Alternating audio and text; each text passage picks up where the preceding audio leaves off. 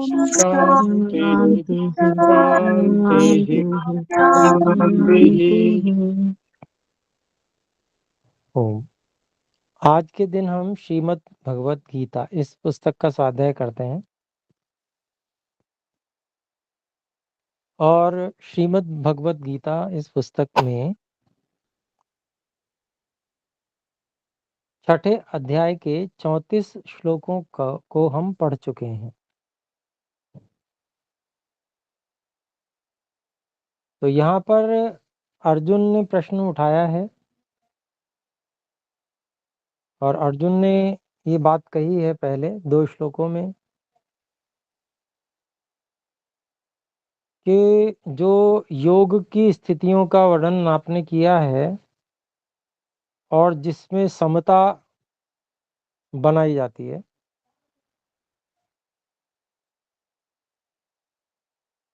तो वो मेरे को संभव नहीं लग रहा है, क्योंकि मेरे जो चित्त की स्थिति है वो बहुत चंचल है और चंचल चित्त को वश में करना मेरे लिए बड़ा कठिन है। ठीक वैसे ही जैसे वायु को रोक पाना बड़ा कठिन होता है, कि किसी प्रकार से जो मन है वो भी अत्यंत बलवान है, तो मैं उसको वश में नहीं कर पा रहा हूँ।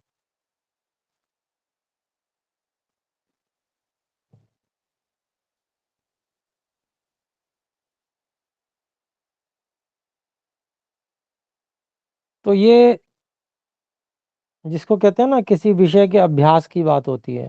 धनुर्धर थे तो धनुर्विद्या और धनुष बाण चलाने में, वहाँ एकाग्र होने में तो बिल्कुल ऐसा अभ्यास था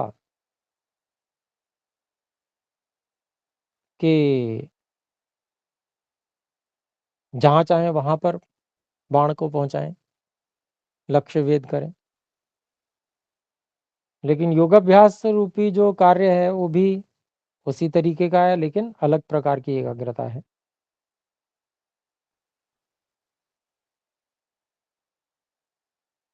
तो उसमें जो है अर्जुन चित्त को स्थिर नहीं कर पा रहे।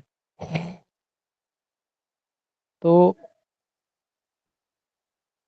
फिर श्री कृष्ण जी कहते हैं 35वें श्लोक में, 35वां श्लोक में पढ़ रहा हूँ। असंशयं महाबाहो मनो दुर्निग्रहं चलम् अभ्यासेन तु कौन्तेय वैराग्येण च गृह्यते।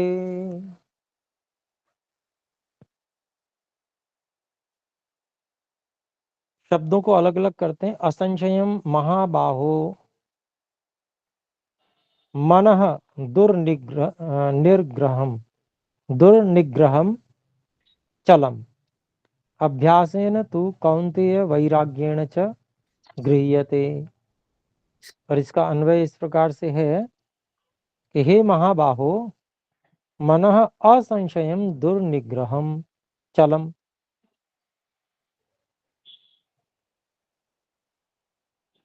हे कौन्तेय, अभ्यासेन वैराग्येण च तु गृह्यते।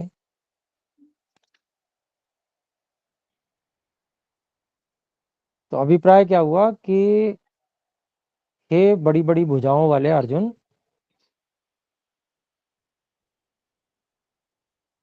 ये जो मन है इसमें कोई संशय नहीं है कि यह वश में करना बड़ा कठिन है, और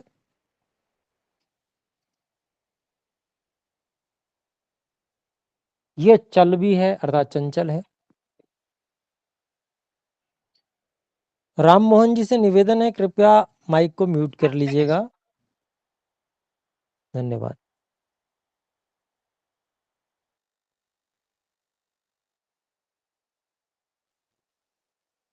तो ये जो बात कह रहे हैं श्री कृष्ण जी, ये बात कह रहे हैं कि भाई देखो, इसमें कोई संशय नहीं है कि भाई जो मन है वो बहुत कठिनाई से वश में आता है और ये चंचल भी है।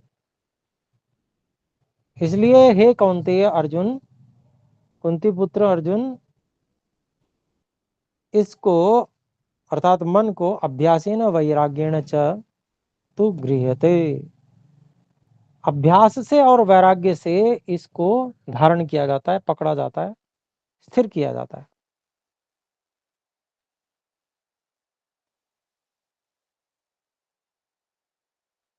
तो अभी तो लोगों को पता नहीं है अभ्यास और वैराग्य क्या होता है। जो योग दर्शन पढ़ते हैं उनको पता होता है अभ्यास और वैराग्य क्या होता है। उस समय ये सब जो विद्याएं थीं ये बड़ी प्रचलन में थी, तो इसलिए सबको पता होता था क्या होता है अभ्यास और वैराग्य। तो इसलिए यहाँ पर इतने सरल शब्दों में उसको यहाँ आसानी से श्री कृष्ण जी ने बता दिया।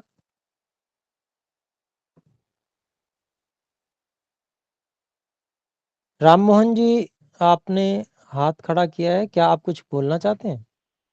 जी, तो अध्याय और एवं श्लोक संख्या पूछना चाह रहे हाँ जी, छठा अध्याय श्लोक 35।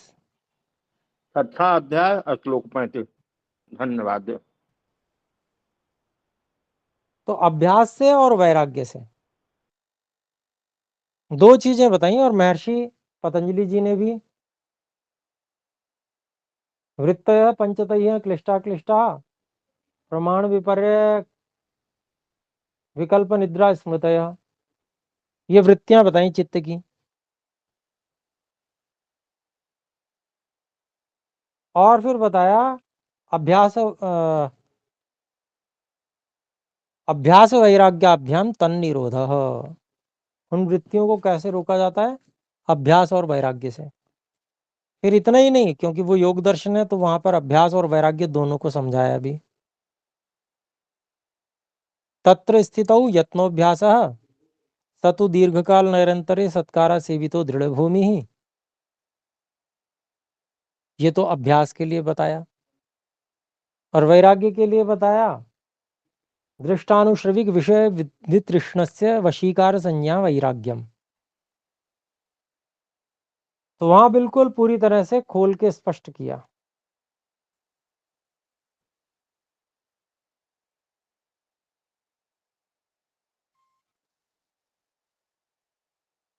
इनमें भी अभ्यास से भी अधिक विशेष वैराग्य है चित्त की वृत्तियों को रोकने में। अभ्यास तो जरूरी है ही, वो तो करना ही पड़ेगा, परंतु वैराग्य होगा उसके साथ में अगर अभ्यास करते हैं तो बड़ी शीघ्र सफलता मिल जाएगी। तो वैराग्य को कहा दृष्ट आनुश्रविक विषय वितृष्णस्य, जितने विषय भोग लिए हैं, देख लिए हैं, अनुभव कर लिए हैं, वो दृष्ट हैं। आनुश्रविक वो जो देखे नहीं है, भोगे नहीं है, अनुभव नहीं किए हैं, केवल सुना ही सुना है कि अच्छा ऐसा भी होता है, वो भोग इतना बढ़िया होता है, सुना है बस केवल। तो देखे और सुने हुए सभी दृष्टानुश्रविक।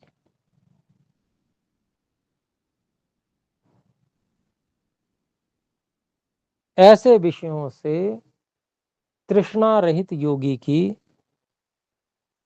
मन पर पूर्ण अधिकार की अनुभूति, नियंत्रण की अनुभूति, वशीकार संज्ञा, इसको वैराग्य बताया यहां पर। ये आरंभिक वैराग्य है।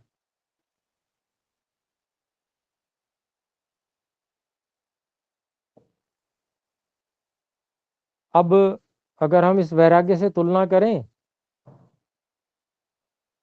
तो इसमें जितनी देखी और सुनी हुई चीजें हैं उसमें रूप रस गंध स्पर्श शब्द सब कुछ आ जाता है, यानी कि विषय, इंद्रियों के भोग और विषय।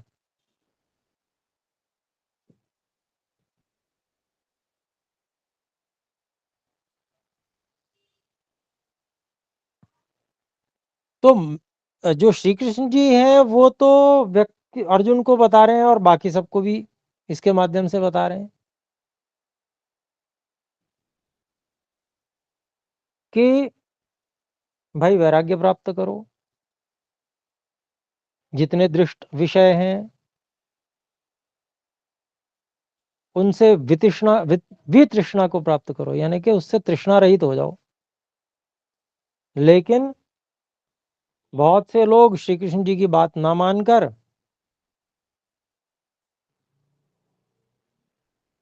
श्री कृष्ण जी के शरीर को ही श्री कृष्ण जी मानकर और उनके सुंदर रूप का गुणगान और रूप में ही फंसते चले जाते।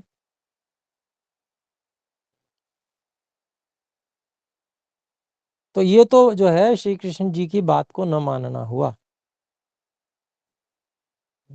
तो ये बात समझने योग्य है कि भाई जो विषय हैं अर्थात दृष्ट देखे हुए विषय, रूप रस गंध स्पर्श शब्द, ये पांचों विषय, ये सब विषय, इन सब से तृष्णा रहित होना ये कितना आवश्यक है, ये यहाँ पर स्पष्ट रूप से कहा कि भाई अगर मन को नियंत्रित करना है तो फिर इन सब से अलग हटना पड़ेगा, इनसे तृष्णा रहित होना पड़ेगा।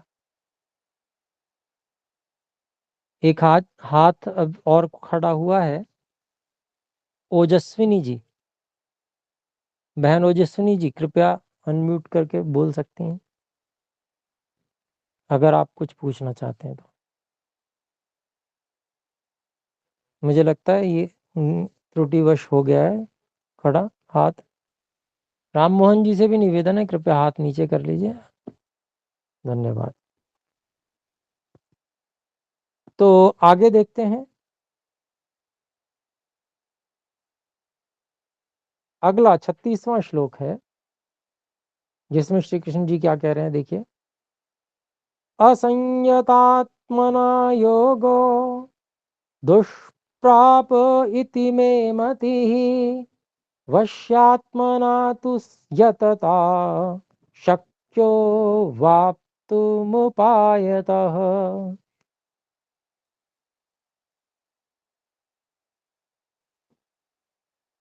असंयत आत्मना योगः दुष्प्रापः इति मे मतिः वश्य आत्मना तु यतता शक्यः अवाप्तुम उपायतः।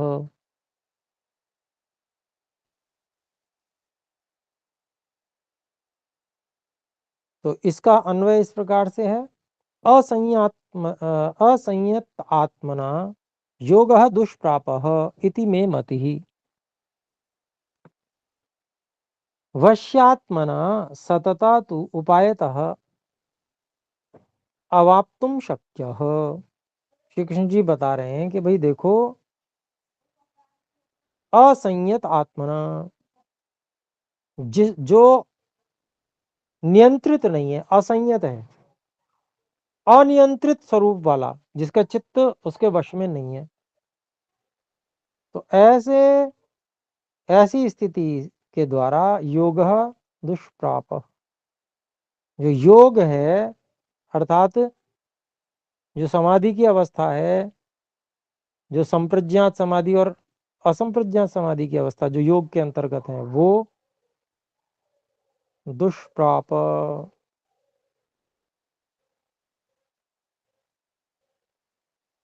ये प्राप्त होनी अत्यंत दुष्कर है, बहुत कठिन है, ऐसा कहने के संभव ही नहीं है जिसने नियंत्रण नहीं किया है चित्त पर। ऐसा इति में मति, ऐसा श्री कृष्ण जी मानते हैं।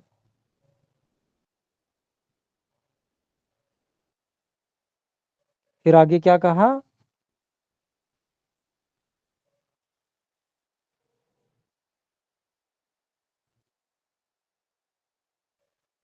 वश्यात्मना यतता, और जो जिसने चित्त को वश में कर रखा है अर्थात जो संयत है,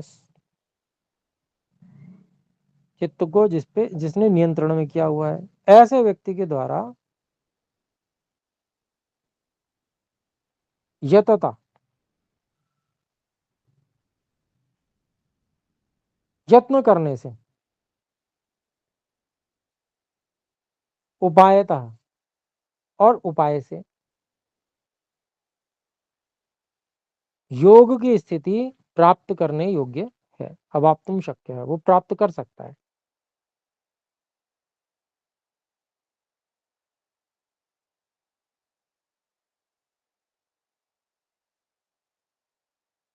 अगर हम यत्नता को पहले लगा लें तो यत्न करते हुए, जो वश्यात्मना, यत्न करते हुए जिसने चित्त को वश में कर लिया है, ऐसे व्यक्ति के द्वारा तो उपायों को करने के द्वारा, अर्थात अभ्यास आदि उपायों को करने के द्वारा योग की स्थिति को वह प्राप्त कर सकता है, ये मतलब है। तो यहां भी मुख्य बात क्या कही, वैराग्य को ही मुख्य कहा है इसमें, देखिए। क्योंकि जो चित्त को नियंत्रण करना है वो वैराग्य से ही संभव होता है, क्योंकि वैराग्य की परिभाषा में ये आया हुआ है, वशीकार संज्ञा वैराग्यम, चित्त पर पूर्ण अधिकार, पूर्ण नियंत्रण की अनुभूति। तो जिसने वैराग्य प्राप्त कर लिया उसको भी प्रयास करना पड़ेगा, अभ्यास करना पड़ेगा, वो उपाय करेगा तो उसको समाधि प्राप्त हो जाएगी। लेकिन जिसने चित्त को नियंत्रण में नहीं किया है, वैराग्य जिसको नहीं मिला है, वो चाहे कितना ही अभ्यास कर ले, उसके लिए संभव नहीं हो पाएगा।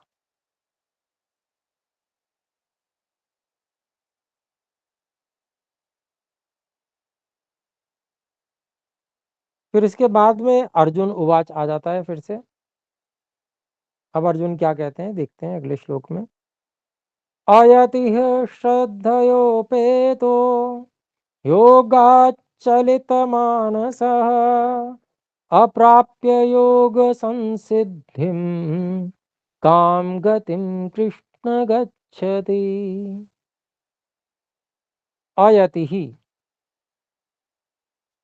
श्रद्धया उपेतः योगात् चलितमानसः अप्राप्य योग संसिद्धिं काम गतिम कृष्ण गच्छति। इसका अन्वय इस प्रकार से है, हे कृष्ण, श्रद्धया श्रद्धया उपेतः योगात् चलितमानसः अयतिः योग संसिद्धिम अप्राप्य काम गतिम गच्छति। प्रश्न कर रहे हैं अर्जुन कि हे श्री कृष्ण जी,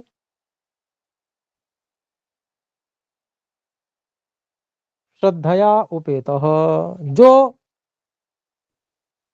सत्य के प्रति विश्वास श्रद्धा से युक्त है,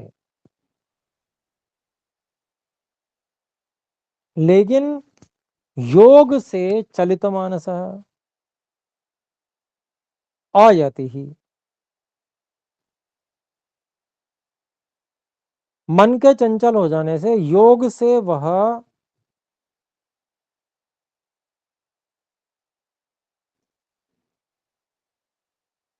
विचलित हो जाता है, यानी कि योग को प्राप्त नहीं कर पाता है।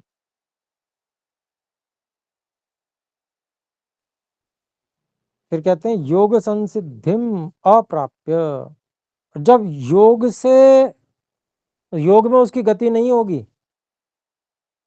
तो उसको क्या होगी, योग की कोई सिद्धि प्राप्त नहीं होगी, अर्थात योग की अनुभूतियां नहीं मिलेंगी, कोई योग में जो अनुभूतियां होती है वो प्राप्त नहीं होंगी।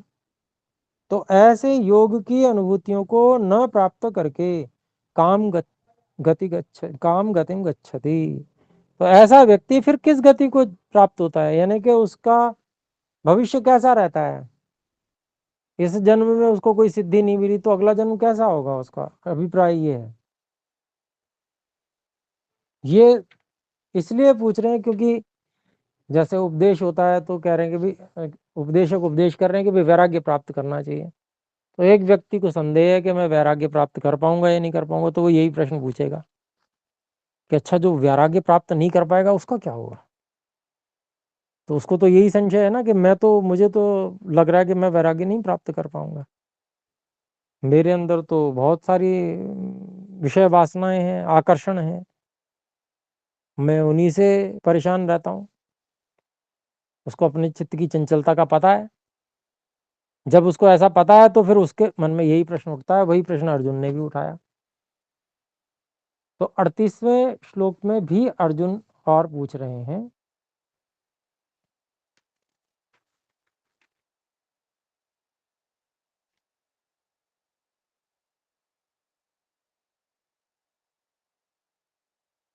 कच्चिन्नो भय विभ्रष्ट छिन्नाभ्रमिव नश्यति अप्रतिष्ठो महाबाहो विमूढ़ो ब्रह्मणः पथि। कच्चित न उभय विभ्रष्टः विभ्रष्टः छिन्न अभ्रम इव नश्यति अप्रतिष्ठः महाबाहो विमूढ़ः ब्रह्मणः पथि। ये शब्दों को अलग अलग किया और अब इसका हम अन्वय देख रहे हैं। हे महाबाहो, कच्चित ब्रह्मणः विमूढ़ः अप्रतिष्ठः छिन्न अभ्रम इव उभय विभ्रष्टः न नश्यति। प्रश्न कर रहे हैं अर्जुन कि हे महाबाहो, हे बड़ी बड़ी भुजाओं वाले आर्य क्षत्रिय श्री कृष्ण जी, कच्चित ब्रह्मणः, कोई ऐसा व्यक्ति जो ब्रह्म को प्राप्त करना चाहता है, ईश्वर को प्राप्त करना चाहता है,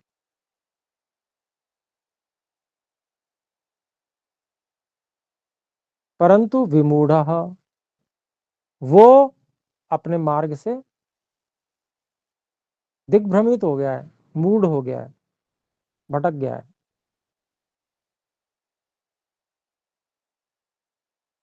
तो ऐसा कोई व्यक्ति जो चाहता तो था कि मैं ब्रह्म को प्राप्त करूं, परंतु वो पथभ्रष्ट हो गया, पथ से हट गया अपने।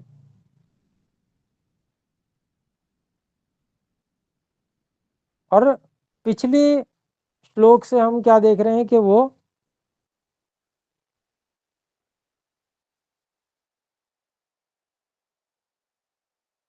श्रद्धा से तो युक्त है। अब जब श्रद्धा से युक्त होगा तो विपरीत काम तो नहीं करेगा, कम से कम।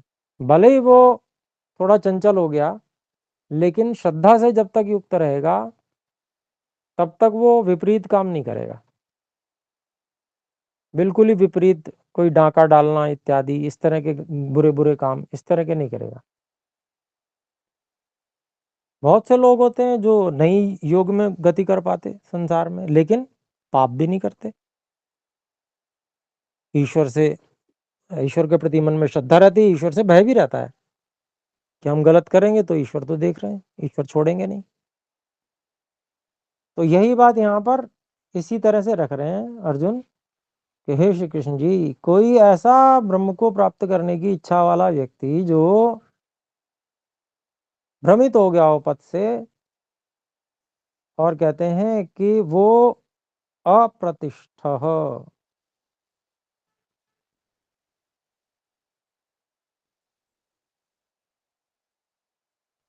अप्रतिष्ठा है मतलब जो अपने लक्ष्य में स्थित नहीं है, लक्ष्य के प्रति वो दृढ़ नहीं रह पाया। छिन्न अभ्रम इव, फटे हुए अभ्रम बादल के समान। उभय विभ्रष्ट, विभ्रष्ट, उभय विभ्रष्ट, दोनों ओर से पथभ्रष्ट हुआ हुआ। दोनों ओर क्या, एक ओर तो हो गया, देखो बुरे काम वो कर नहीं पा रहा क्योंकि वो श्रद्धा से युक्त है, और वो ईश्वर को भी प्राप्त नहीं कर पा रहा क्योंकि उसका चित्त चंचल है। तो दोनों ओर से, यानी कि वो तो उल्टे सीधे काम करके भी ऐश्वर्य प्राप्त कर सकता है कोई भी व्यक्ति, लेकिन वो भी वो करता नहीं है।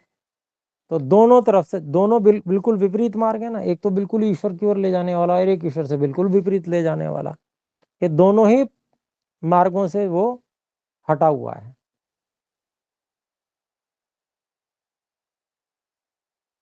तो पूछते हैं कहीं वो नष्ट तो नहीं हो जाता, ऐसा व्यक्ति कहीं का ना रहे।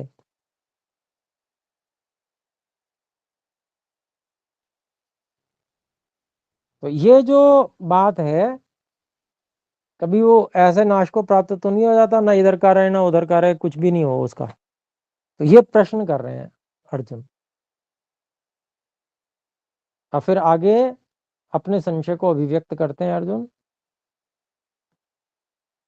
एतन्मे संशयं कृष्ण छेत्तुमर्हस्य शेषतः त्वदन्यः संशयस्यास्य छेत्ता न ह्युपपद्यते। एतत् मे संशयं कृष्ण छेत्तुम अर्हसि अशेषतः त्वत् अन्यः संशयस्य अस्य छेत्ता न ही उपपद्यते। ये अलग अलग किया और इसका अन्वय ऐसे है, हे कृष्ण एतम मे संशयम अशेषतः छेत्तुम अर्हसि तद अन्यः अस्य संशयस्य छेत्ता नहीं उपपद्यते। तो अपनी बात को पूरी करते हुए अर्जुन कहते हैं कि हे श्री कृष्ण जी, मेरा यह संशय है, एतत् में संशय, मेरा जो ये संशय है इसको अशेषता पूरी तरह से तुम ही छेत्तुमरसी नष्ट कर सकते हो, आप ही इस संशय को काट सकते हो।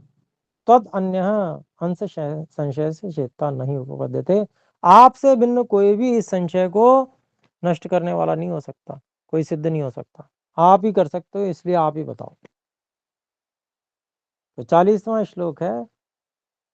श्री कृष्ण जी यहाँ पर कहते हैं, पार्थ नैवेह नामुत्र विनाशस्तस्य विद्यते न हि कल्याणकृत् कश्चित् दुर्गतिं तात गच्छति। तो सुंदर श्लोक है, संशय को दूर करने वाला है। पार्थ न एव इह न अमुत्र विनाशः तस्य विद्यते न हि कल्याण कृत कश्चित दुर्गतिम तात गच्छति। तो अन्वय इस प्रकार, हे पार्थ तस्य न एव इह न अमुत्र विनाशः विद्यते हेतात कश्चित कल्याणकृत दुर्गतिम न ही गच्छति। तो कहते हैं श्री कृष्ण जी कि भाई हे पार्थ, हे अर्जुन, जिसका तुमने वर्णन किया वो उस व्यक्ति का न एव इह, न तो इस जन्म में, न अमुत्र न ही अगले जन्म में, विनाशः विद्यते विनाश होता है, इसका कहीं भी विनाश नहीं होता है। जिसकी चर्चा तुमने की वो है तो धार्मिक, श्रद्धावान है ईश्वर के प्रति, गलत काम कोई नहीं करता, पुण्य कर्म ही करता है, लेकिन वो योगाभ्यास नहीं कर पाया, योग नहीं कर पाया, ईश्वर को प्राप्त, ईश्वर की ओर नहीं बढ़ पाया, तो उसका कभी भी विनाश नहीं होगा। और फिर कहते हैं कि हे तात, मित्र को भी तात बोलते हैं, कश्चित कल्याणकृत, कोई भी ऐसा व्यक्ति जिसने कल्याण के कार्य को किया हो, दुर्गतिम नहीं गच्छति, वो कभी भी दुर्गति को प्राप्त नहीं हो सकता। तो ये बात यहाँ पर श्री कृष्ण जी ने बिल्कुल आश्वस्त कर दिया कि भाई भले ही वो मुक्ति की ओर नहीं जा रहा है, लेकिन अधर्म भी तो नहीं कर रहा है। तो अंत में आपको अवसर देता हूँ, बीच में भी मैंने प्रयास किया था कि आप अगर पूछना चाहें पूछ सकते हैं, तो अभी कोई बात आप पूछना चाहें तो पूछ सकते हैं अनम्यूट करके, कोई भी।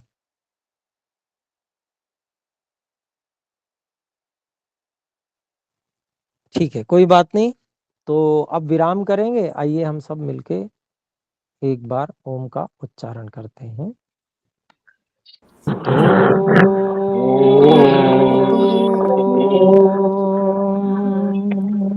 सादर नमस्ते गुरु जी। सादर नमस्ते जी। नमस्ते नमस्ते।